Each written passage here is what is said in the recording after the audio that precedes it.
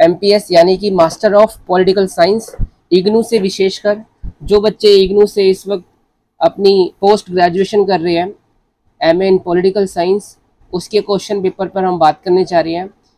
ये कुछ क्वेश्चंस हैं, कम से कम 4 से 5 साल के क्वेश्चन पेपर्स के विश्लेषण करने के बाद मैंने कुछ क्वेश्चंस निकाले हैं इम्पोर्टेंट, जिनकी पूरी संभावना है अगस्त 2022 में होने वाले एग्ज़ाम के अंतर्गत आने की। राजनीति सिद्धांत से हम शुरू करेंगे। इसका कोड वर्ड होता है MPS 001। आइए तो दोस्तों बात करते हैं। आज हम सिर्फ क्वेश्चंस के बारे में बात करेंगे और कल इसी वक्त मैं आपको सभी इन क्वेश्चंस के आंसर प्रोवाइड करा दूंगा। रिकॉर्डिंग के साथ मैं आपको इन सभी का सार समझाऊंगा इसी तरह से, और उसके बाद मैं आपको PDF फॉर्मेट में इन सभी क्वेश्चंस के आंसर प्रोवाइड करा दूंगा।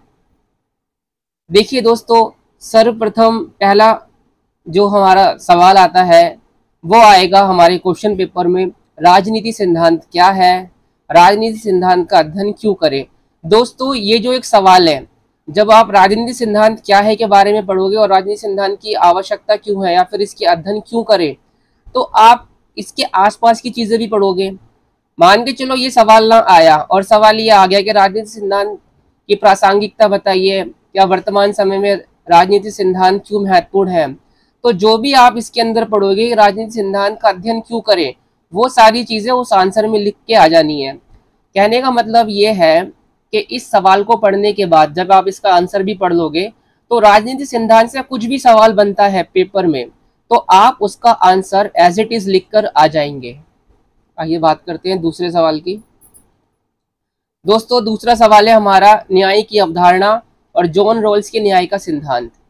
इसके अंतर्गत सबसे पहले आप न्याय की अवधारणा पढ़ेंगे, न्याय का अर्थ क्या है, सारी चीज़ें। और एक वर्ल्ड फेमस थिंकर है जो आप जानते ही हैं, पिछले 4-5 सालों से लगातार ये क्वेश्चन आता जा रहा है कि जॉन रॉल्स के न्याय के सिद्धांत की व्याख्या कीजिए, या जॉन रॉल्स के सिद्धांत को बताइए, या वर्णन कीजिए, कुछ भी ऐसा आ सकता है। तो इसलिए मैंने इसके लास्ट का कुछ भी नहीं लिखा, जो इसके लास्ट में जो इसका अंत करता है सवाल का, मैंने इसलिए इसको कुछ नहीं लिखा, बीच पर ही छोड़ दिया आपकी खुद की अंडरस्टैंडिंग के लिए। ये जो सवाल आएगा न्याय का सिद्धांत क्या है या फिर जॉन रॉल्स के न्याय का सिद्धांत बताइए, तो न्याय से संबंधित कुछ भी आए तो आप इस दूसरे सवाल में लिख दीजिएगा अपने पेपर में। दोस्तों, फिर आती है नागरिकता के बारे में। सवाल नंबर 3, नागरिकता की अवधारणा, समूह विभेदीकृत पर आधारित नागरिकता बताइए। दोस्तों, नागरिकता का ये एक और अलग से आयाम है, समूह विभेदीकृत। जब मैं इसको कल इन सभी का आंसर आपको बताऊंगा और इसी के साथ आपको सारी इसकी PDF प्रोवाइड करवा दूंगा समूह विभेदीकृत आधारित नागरिकता पर, तब आप इसे विस्तार से समझ लीजिएगा। आज हमारे पास वक्त की कमी है और इसलिए मुझे 4 की 4 वीडियो बनानी है, तो इनके आंसर को खोजें और कल सुबह तक पढ़ें और फिर जब मैं आंसर बताऊंगा तो उन सब चीज़ों से कंपेयर कीजिएगा। चौथा सवाल आता है दोस्तों, बहुसंस्कृतिवाद। हाल के वर्षों में बहुसंस्कृतिवाद की अवधारणा बहुत अपनी चरम सीमा पर है। सभी तरह के एग्जाम के अंदर बहुसंस्कृतिवाद पूछा जाता है।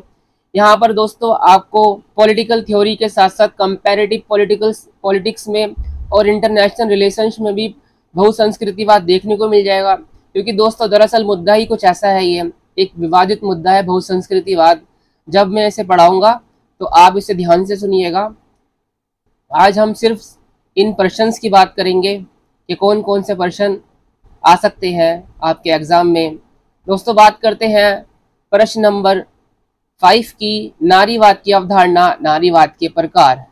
आप यहाँ जानेंगे कि नारीवाद का क्या अर्थ है, इसकी क्या अवधारणा है और इसी के साथ नारीवाद के प्रकार। नारीवाद के प्रकार दोस्तों जैसे कि समाजवादी नारीवाद, मार्क्सवादी नारीवाद, उदारवादी नारीवाद, उत्तराधुनिकवादी नारीवाद और विभिन्न तरह की जो नारीवाद हैं वो सारी चीज़ें आप इसके अंदर देखेंगे। सवाल क्वेश्चंस पेपर में कैसा भी आ जाए आपका नारीवाद से संबंधित, जो आप यहाँ पढ़ेंगे और जो मैं आपको PDF प्रोवाइड कराऊंगा, और मैं इसका साथ के साथ आपको एक समरी भी वीडियो बनाकर शेयर करूंगा, वो सारा आप अपने शब्दों में विस्तार से अपने पेपर में लिखाइए और एक सवाल का कम से कम 4 से 5 पेज में आंसर लिखने की कोशिश कीजिएगा। और ध्यान रहे इस बात का कि आपको शीट पूरी भर के आनी है, बिल्कुल कोई भी पेपर नहीं छोड़ना। शीट भरोगे तभी मार्क्स मिलेंगे। दोस्तों बात करते हैं प्रश्न नंबर 6 की। इसके अंदर आता है लोकतंत्र की अवधारणा, लोकतंत्र का उद्भव व विकास। आपको यहाँ पे लोकतंत्र का अर्थ बताना है, कुछ थिंकर्स की आपको डेफिनेशन लिख देनी है जो भी आपको याद हो, जैसे कि वर्ल्ड फेमस अब्राहम लिंकन की परिभाषा लोकतंत्र की, वो आप यहाँ लिख सकते हो। इसी के साथ आपको लोकतंत्र का उद्भव और विकास बताना है कि किस तरह लोकतंत्र का उद्भव हुआ है। दोस्तों राज्य और नागरिक समाज के बीच संबंध, यहाँ आप राज्य और नागरिक समाज के बीच संबंध बताओगे, या फिर अगर सिंगल क्वेश्चन आ जाता है कि नागरिक समाज क्या है तो भी आप सिर्फ नागरिक समाज के बारे में लिखाना। हालांकि क्वेश्चन की संभावना राज्य और नागरिक समाज के बीच के संबंध की बन रही है। जब मैं इसके आंसर आपको दूंगा तब इसे आप अच्छे से और पढ़िएगा तो ज़्यादा अच्छे समझ में आएगा। दोस्तों फिर आता है सवाल 8वां, संप्रभु सत्ता की अवधारणा, संप्रभु सत्ता और भूमंडलीकरण।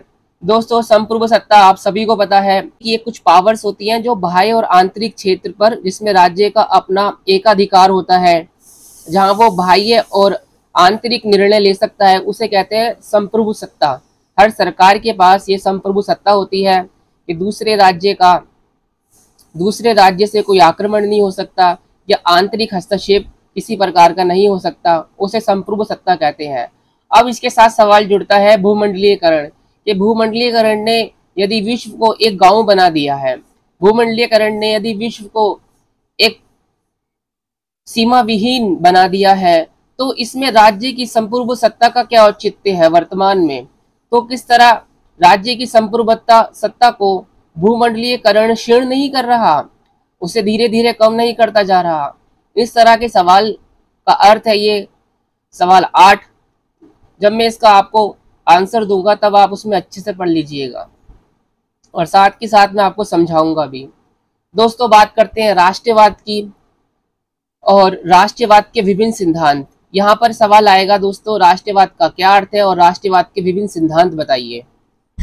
आपको विभिन्न सिद्धांत भी बताने हैं, कोई भी एक पर्टिकुलर सिद्धांत भी पूछ सकता है या फिर एज इट इज जो ही सवाल लिखा हुआ है ये ऐसा का ऐसे ही आ सकता है। आप जब आपके पास क्वेश्चन पेपर आएगा तो आपको स्वयं ही ज्ञात हो जाएगा कि किस तरह के सवाल आए हैं। यहाँ राष्ट्रवाद की अलग अलग थिंकर्स के हिसाब से अलग अलग इनकी परिभाषा है।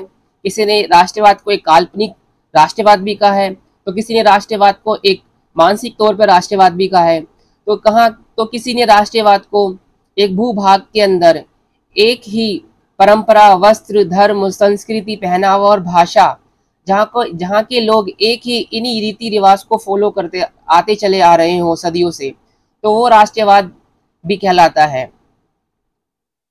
और राष्ट्र प्रेम भी राष्ट्रवाद के अर्थ से आता है।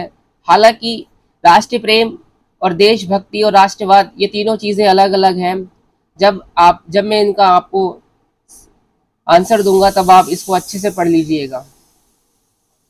दोस्तों बात करते हैं क्वेश्चन नंबर 10 की, समानता, स्वतंत्रता और न्याय के बीच संबंध।